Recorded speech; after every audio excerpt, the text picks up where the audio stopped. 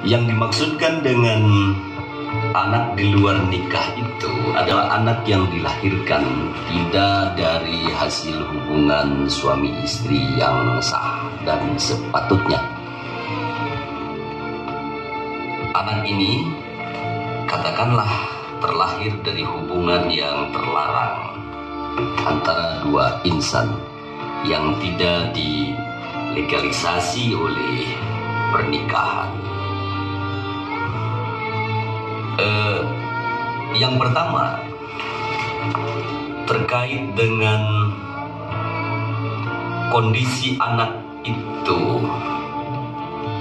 ada di rahim ibundanya, di mana kehamilan ibundanya merupakan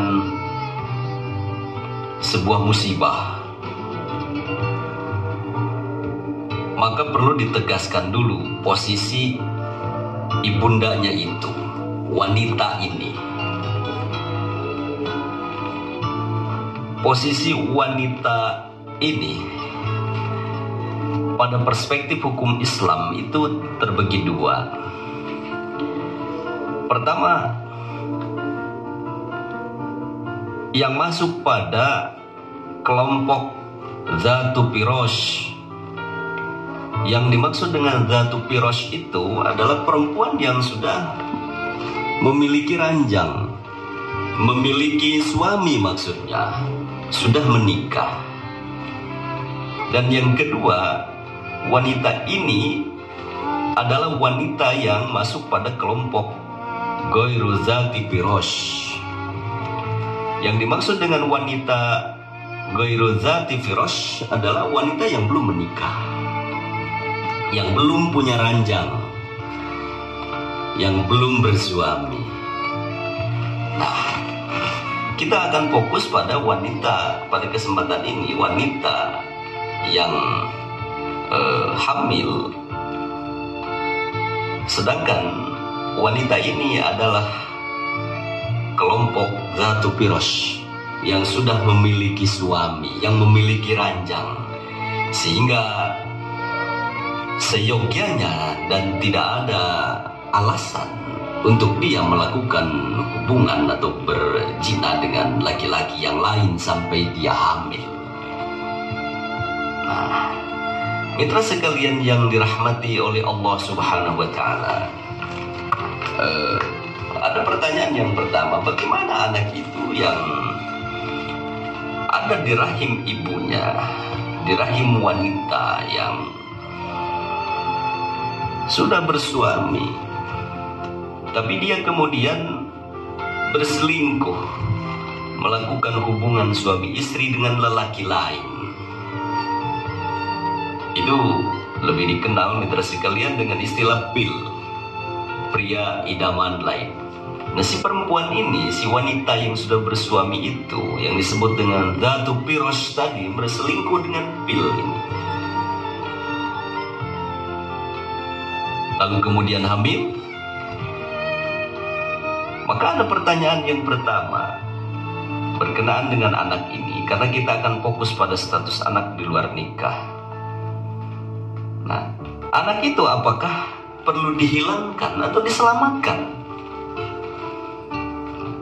Pertanyaannya bukan perlu atau tidak perlu, tapi seharusnya bagaimana memperlakukan anak tersebut.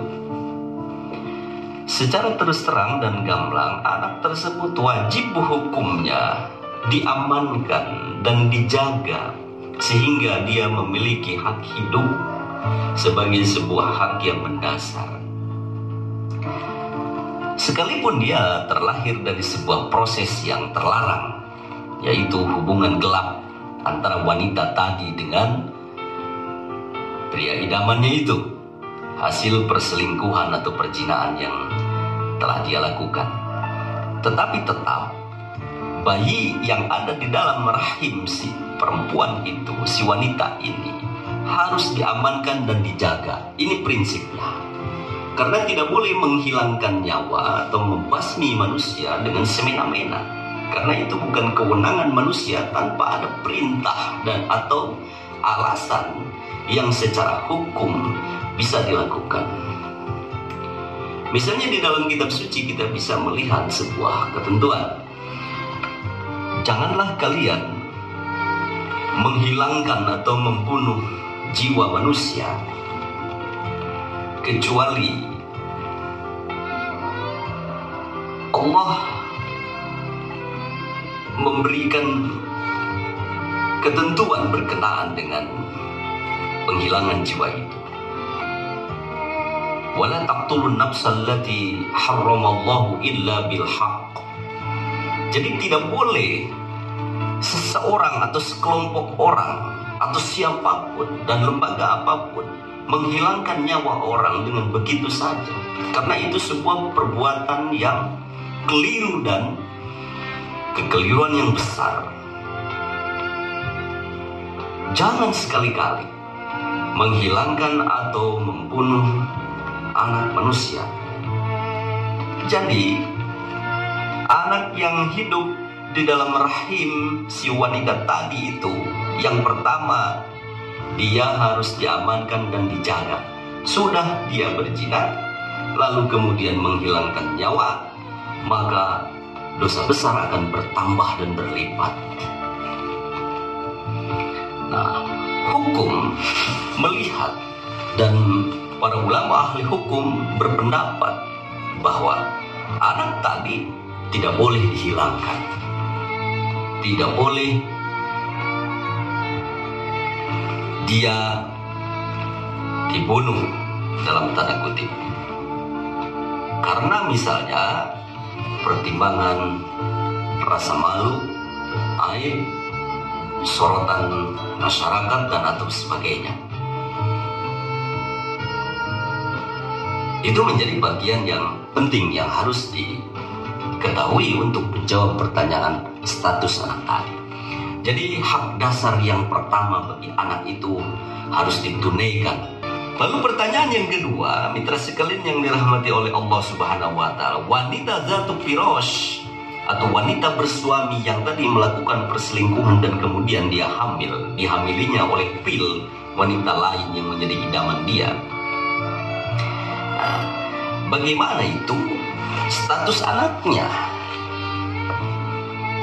Apakah anaknya itu milik laki-laki yang menjadi suaminya yang sah, atau menjadi milik dalam tanda kutip, ya, milik dalam arti penasaban dari laki-laki yang sudah berzina dengannya? Nah, ini adalah pertanyaan yang kedua yang menyangkut anak itu. Setelah tadi pertanyaan yang pertama berkenaan dengan hak hidup anak dan pengamanannya sampai dengan dia lahir, yang harus betul-betul diperhatikan. Nah, pertanyaan yang kedua ini itu sudah dijawab oleh syariat, dan bahkan baginda Rasulullah Shallallahu Alaihi Wasallam sejak awal sudah memberikan jawaban terhadap pertanyaan tentang status anak tadi. Apakah anak itu dinisbahkan atau menjadi milik dari suaminya yang sah, ataukah dinisbahkan atau menjadi milik dari laki-laki yang berhubungan gelap dengannya? Nah, mitra sekalian yang dirahmati oleh Allah Subhanahu wa Ta'ala, anak yang lahir di luar nikah dari zatu firash, perempuan yang sudah menikah, dinasabkan pada suaminya.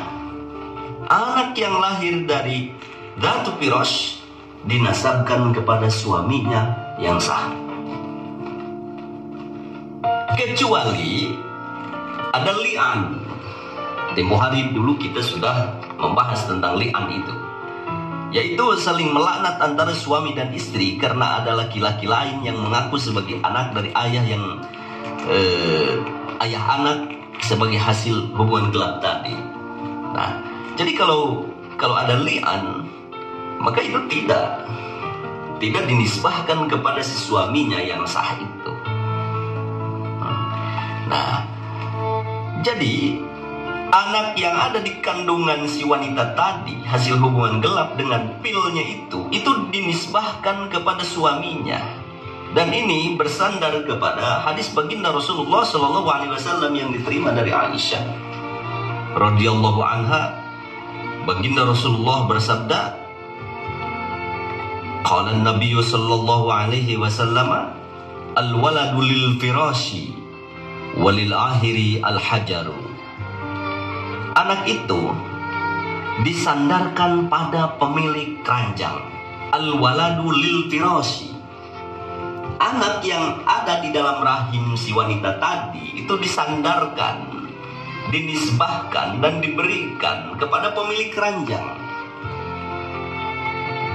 Pemilik keranjang dalam hal ini adalah si suami yang sah itu.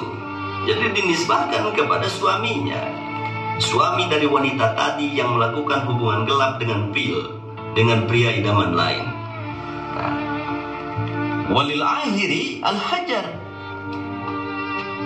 Sedangkan yang berzina, laki-laki yang berzina, sipil itu hanya mendapatkan batu saja, hanya mendapatkan batu, hanya mendapatkan sesuatu yang tidak berarti. Dia tidak mendapatkan apa-apa dari anak itu, tidak mendapatkan hak apapun. Walil akhir, si akhir, laki-laki yang menjinahinya sampai si perempuan atau si wanita tadi itu hamil,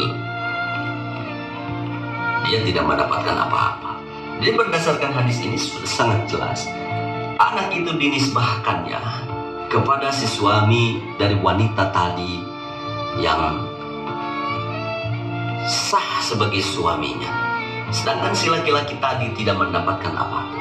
Nah, mitra sekalian yang dirahmati oleh Allah Subhanahu wa Ta'ala, kalau terjadi li'an bagaimana? Kalau terjadi li'an atau saling melanat antara suami dan istri, terjadi pertengkaran, si suami kemudian tidak mengaku bahwa ini bukan anak saya tidak merasa berhubungan dengan kamu, tetapi kok kamu hamil. Lalu kemudian istrinya itu menyangkalnya. Aku juga mengaku dan merasa bahwa anak ini adalah anak kamu. Maka terjadi misalnya li'an. Nah, kalau li'an itu urusannya menjadi berbeda, tidak disandarkan kepada suami itu, dan nanti prosesnya masuk di pengadilan. Proses li'an ini masuknya di pengadilan, sehingga hakim nanti yang memutuskan. Bila benar-benar si perempuan itu melakukan kesalahan, maka tidak ada urusannya anak itu dengan suaminya karena proses li'an ini. Jadi hak-hak perdata yang dimiliki oleh anak itu menjadi hilang, seperti nisbah ayah pada suami wanita itu karena proses li'an ini. Kemudian juga hak waris itu menjadi tidak ada. Kemudian hak wali juga menjadi tidak ada. Jika anaknya ini wanita, jika si bayi ini wanita dan kemudian besok di kemudian hari dia menikah, maka dia tidak diwalikan oleh suami wanita itu yang meli'an dia, karena menjadi hilang, tidak ada walinya. Nah, mitra sekalian yang dirahmati oleh Allah, lalu siapa walinya? Ya wali hakim. Tetapi ini prosesnya sedemikian ketat, tidak semudah membalikkan telapak tangan. Prosedurnya harus ditempuh. Itu harus masuk ke mahkamah, masuk ke pengadilan, sehingga nanti hakim yang melakukan proses itu dan li'an terjadi. Nah, mitra sekalian yang dirahmati oleh Allah Subhanahu wa Ta'ala, jadi anak yang ada di dalam rahim dan kemudian lahir itu memiliki jangkauan masa depan dan konsekuensi hukum yang tidak ringan serta sederhana.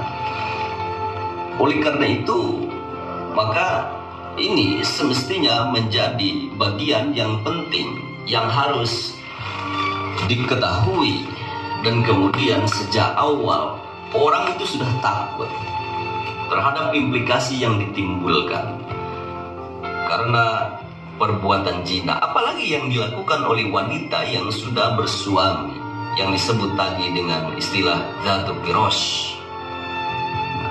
Anaknya itu menjadi kacau karena kelakuan yang diperbuat oleh ibundanya. Nah, ini persoalan ini merupakan hal yang rumit dan bahkan menjadi presiden buruk terhadap tata kemasyarakatan, tata keluarga yang tertib dan beradab.